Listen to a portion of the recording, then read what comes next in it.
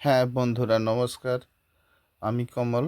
আজকে আপনাদের কয়েকটি গাছ সম্বন্ধে বলবো, যেগুলো আপনাদের কাজে লাগতে পারে।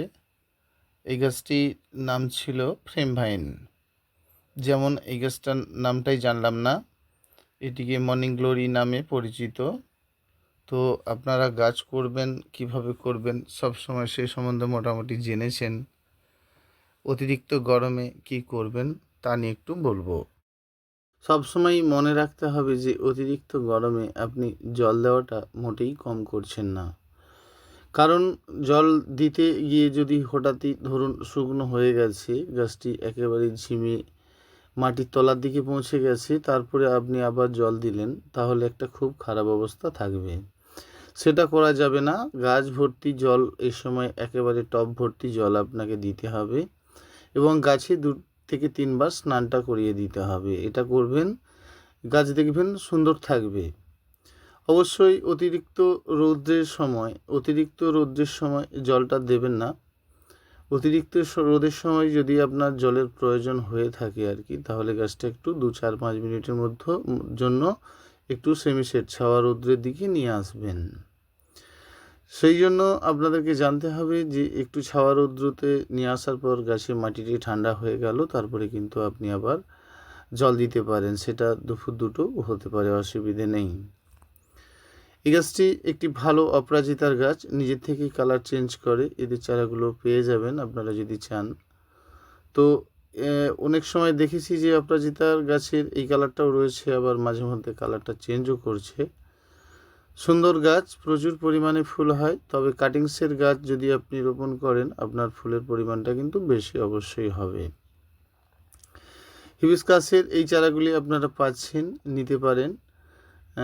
বিভিন্ন ধরনের কালার, বিভিন্ন জাতি গাছ রয়েছে এখানে। তো এই সমস্ত প্রজাতিগুলো আপনাদের জন্য কিন্তু রাখা হয়েছে। টপিক্যাল ভ্যারাইটির বিভিন্ন প্রজাতির গাছ আপনি আমার কাছে পাবেন। যদি নিতে চান তাহলে অবশ্যই কুরিয়ার করে দিতে পারি, সে নিয়ে কোনো ব্যাপারই না। এই টপিক্যাল জবাগুলি রোপণ করার পরে আপনি একটু সেমি লাইট ছাওয়া রৌদ্রেতেই রাখবেন, বেশি সম্পূর্ণ রৌদ্রে কিন্তু রাখবেন না। যেমন এই গাছটির নাম হচ্ছে অ্যারাবিকাম অ্যাডেনিয়াম। তো এই গাছটি কাটিং করে করা হয়েছে। তো দেখতেই পাচ্ছেন গাছগুলো খুবই ছোট। তো অ্যাডেনিয়ামের এই সময়টা অনেকেই রোপণ করছেন, অবশ্যই নিতে পারেন। বিভিন্ন প্রজাতির অ্যাডেনিয়াম পাবেন, তবে এটা অ্যারাবিকাম অ্যাডেনিয়াম বলা হয়। তো কাটিং থেকে অ্যাডেনিয়াম হচ্ছে, সেটা দেখছি যে যাতে অ্যাডেনিয়াম কাটিং করে আপনাদের হাতে তুলে দিতে পারি, এবং অত্যন্ত কম রেঞ্জের মধ্যে এগুলো পাওয়া যাবে। যখনই গ্যাপটিং করা হচ্ছে সেটা রেঞ্জ একটু বেশি হবে। তো এই অ্যাডেনিয়াম কিন্তু কাটিং সেট মানে আবার কিন্তু এরা গোড়া মোটা হবে। আপনি রোপণ করার পরে চিন্তা করছেন যে গোড়ার যে বাল্বটা সেটা কোথায় গেল, সেটা অবশ্যই আপনার এই গাছে কিন্তু আবার বাল্ব তৈরি হয়ে যাবে, অসুবিধে নেই। অবশ্যই আপনারা এই ধরনের গাছগুলি নিতে পারেন। করতে হবে সুন্দর গাছ, সেই সম্বন্ধে আপনাকে জানতে হবে। সবসময় মনে রাখতে হবে যে বগনভিলা গাছে একটু কাটিং করতে হবে আর কি। যদি করেন তাহলে ফুলের পরিমাণটা আপনি বেশি পাচ্ছেন, এবং বালিটার পরিমাণটা যদি বেশি দেন, জলটা খুবই কম দেন, খাবার দেন, সাথে ধরুন গাছটি খুব হেলদি হয়েছে, একটু সুপার ফসফেট পটাশ দেন, তাহলে কিন্তু আপনার সব সময়ের জন্য বেশি ফুল অবশ্যই হবে। প্রথমত গাছে যে আপনি খাবারটি দিচ্ছেন সেটা সবসময় আপনাকে মনে রাখতে হবে যে গাছ রোপণের সময় কিন্তু আপনি সুপার ফসফেট পটাশ দিচ্ছেন না। আপনি কেমন গাছ করলেন সেই নিয়ে ব্যাপার। যদি গাছ খুব হেলদি, খুব সুন্দর হয়, তবে কিন্তু আপনি সুপার ফসফেট পটাশটি ব্যবহার করতে পারেন। সবসময়ের জন্য সুপার ফসফেট পটাশ ব্যবহার করবেন না। গাছ এমনি প্লেনভাবে রোপণ করুন, দেখবেন আপনার খুব সুন্দর কিন্তু বগনভিলিয়ার গাছ হবে।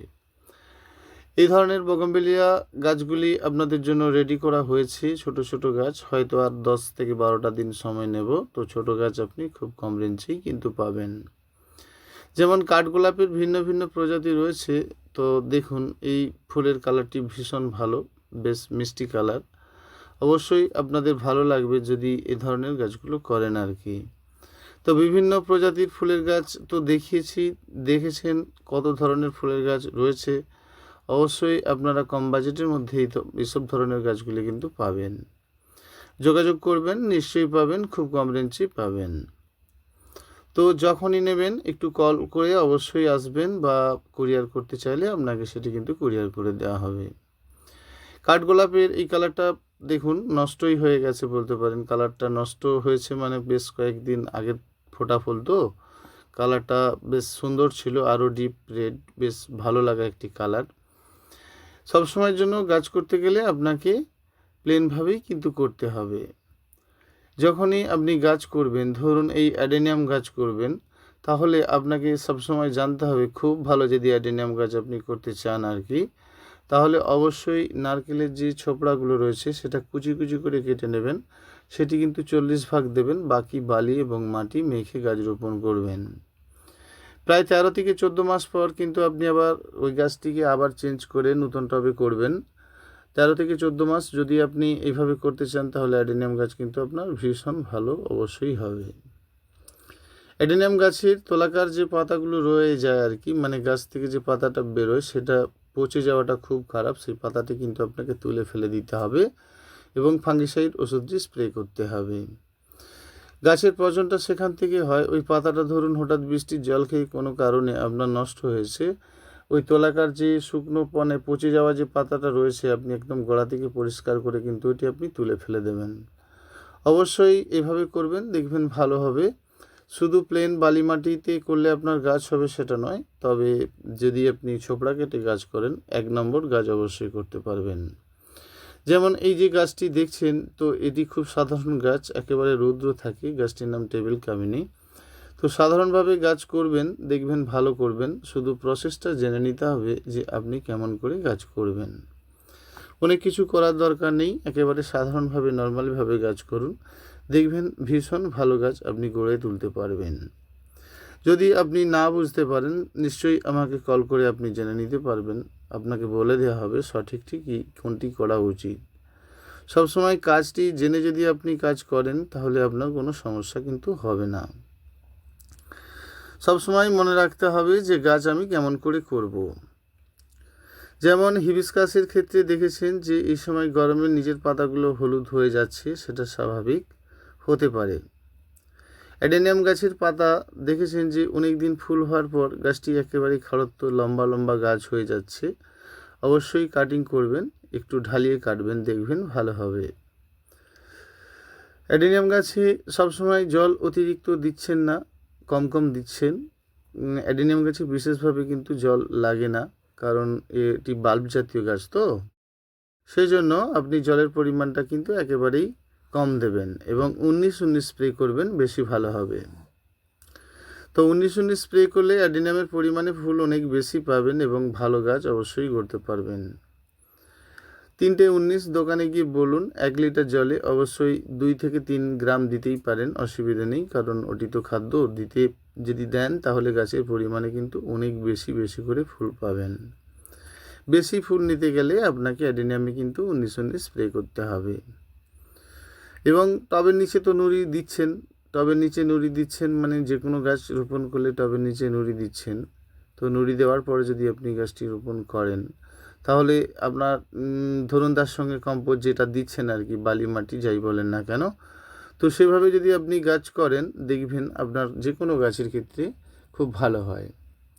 বেশিরভাগ অনেকেই ভুল করে ফেলে কি, যে ধরুন আপনি এই গাছটি যখন নিয়ে যাচ্ছেন, নিয়ে যাওয়ার পর এটিকে টিকোমা টেন বলা হয়। তো টিকোমা টেন কেন, যে কোনো ফুলের গাছকে তার গোড়াতে যতটুকু মাটি থাকে আর কি, মানে যখন আপনি গাছটা কিনছেন, যে গোড়াতে যতটুকু মাটি থাকে ঠিক ততটুকুই আপনাকে রোপণ করতে হবে। অনেকেই করেনটা কি, যে 1-1.5 ইঞ্চি করে আরও বেশি করে মাটি চাপা দিয়ে দেয়, সেটা করবেন না। সেটা করলে কিন্তু ভীষণ খারাপ, মোটেই ভালো কিছু করতে পারবেন না, কারণ সেই গাছটি হঠাৎই দেখবেন ঝিমে গিয়ে মারা যাচ্ছে বা গাছটির বৃদ্ধি হচ্ছে না, অনেক রকম সমস্যা তৈরি হয়ে ওঠে। সেই জন্য আপনাকে গাছ করতে গেলে তার প্রসেসগুলো জানতে হবে। যেমন এই ক্ল্যাঞ্চো গাছের ক্ষেত্রে বলি, ক্ল্যাঞ্চো গাছই একেবারেই যদি বালির পরিমাণটা খুব বেশি থাকে বা কোকোপিট বা পাতাসার থাকে, তাহলে ফুলের পরিমাণটা অনেক বেশি হবে। যেমন লণ্ঠন জবার ক্ষেত্রে দেখেছেন যে গাছ অনেক দিন ভালো ফুল হচ্ছিল, হঠাৎ মারা যাচ্ছে, অবশ্যই কাটিং করতে হয়, বেশি পরিমাণে ফুল হয়। দারুণ একটি গাছ দেখুন, এটি নতুন তৈরি করতে পেরেছি বলতে পারেন। তো আপনারা যদি এই গাছ দিতে পারি আপনাদেরকে খুব ভালো খুশি হব, কারণ এটি কাটিং থেকে গোলাপ তৈরি করা হয়েছে, যার কোনো এলাই নেই। তো গত 2 বছর আগে এই কাটিংসের গোলাপ গাছ আমি দিয়েছি, তাদের কিন্তু ভীষণ ভালো ফুল হচ্ছে এবং সাধারণ কলমের গাছের থেকেও অনেক বেশি পরিমাণে ফুল হচ্ছে, ফুলের সাইজও বড় হচ্ছে। চেষ্টা করব, সবে এগুলো শুরু করেছি, কাটিং করে এর গাছ তৈরি করা যাচ্ছে। যে কোনো গোলাপ গাছের যে ডালকে কেটে চারা করা সেটা কিন্তু হচ্ছে। সেক্ষেত্রে সমস্যা নেই যে আপনার গাছটা রোপণ করার পর নিচ থেকে এলা বেরোচ্ছে, সেটা কিন্তু বেরোবে না, কারণ এটা ডিরেক্ট গাছের ডালটা কেটে রুটটি তৈরি করেছি। তো এই ধরনের ছোট ছোট গাছ যদি তৈরি করতে পারা যায় সমস্ত জাতি, আপনি কিন্তু খুব কম রেঞ্জেই পাবেন। সবে শুরু করেছি, মাত্র 10 থেকে 15টা চারা তৈরি করেছি। খুব স্বাভাবিকভাবেই গোলাপ গাছের ডাল কেটে কিন্তু চারাটা হচ্ছে।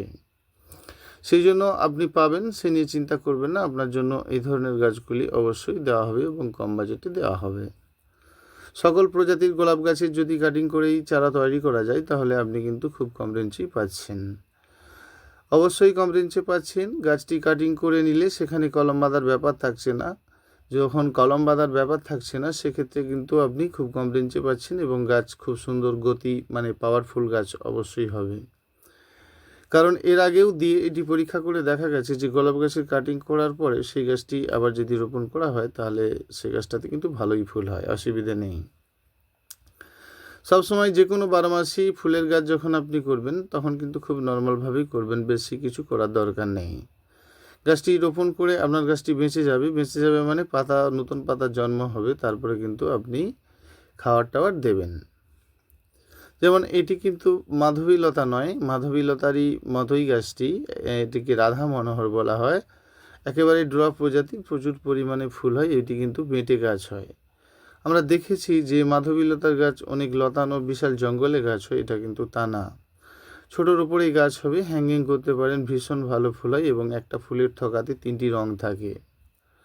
যাদের বাড়িতে রয়েছে তারা নিশ্চয়ই জানেন যে একটি মাধবীলতা কেন, যে কোনো রাধা মনোহর মাধবীলতা বা মালতীলতা, এদের কিন্তু কালার চেঞ্জ করে বা একটা ফুলের মধ্যে 2-3টি রং থাকে। এভাবেই করবেন, আপনাদের গাছ অবশ্যই ভালো হবে।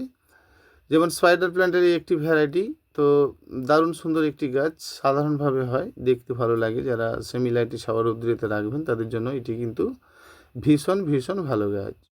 সবসময় গাছের প্রসেস মাফিক যদি আপনি গাছ করেন, আপনার থেকে ভালো গাছ কেউ করতে পারবে না।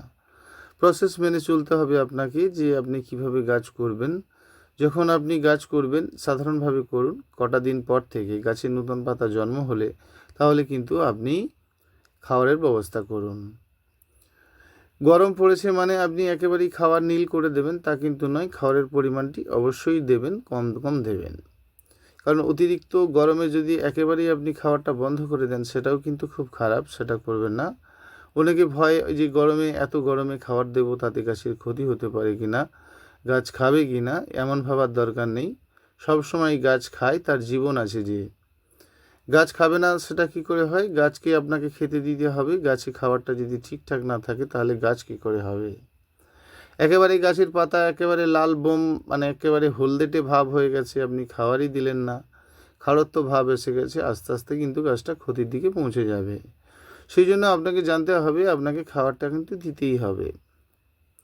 যখন অতিরিক্ত গাছ একদম চিচ্ছিলে লাল পাকিয়ে আছে, আপনার গাছের বৃদ্ধি হচ্ছে না, পাতা বেরোচ্ছে না, খুব খারাপ অবস্থা আছে, আপনার সহজ উপায়, অবশ্যই উপর থেকে একটু করে কাটিং করে দিন। আপনি যখন উপর থেকে কাটিং করবেন, ওই কাটা অংশটাই কিন্তু আবার নিচে প্লাস হয়ে যাচ্ছে। চিন্তা করবেন না, কাটলেন মানে আপনার একটি কাটার পরে আবার বেশ কয়েকটি নতুন নতুন শাখা বেরোবে। গাছে জৌলসতা থাকতে হবে, চকচকে ঝকঝকে থাকতে হবে, তাহলে কিন্তু আপনার গাছ সবসময়ের জন্য ভালো থাকবে। একেবারে খারাপ অবস্থা এসে যাবে, তারপরে আপনি অনেক কিছু করবেন, কিছু হবে না। সাধারণভাবে গাছ করতে হবে, দেখবেন খুব সুন্দর গাছ করতে পারছেন। অবশ্যই গ্রীষ্মকালে আপনাকে একটু খাবারের ব্যবস্থা করতে হবে, সেটা কিন্তু পরিমাণে কম কম দিন, বারে দিন।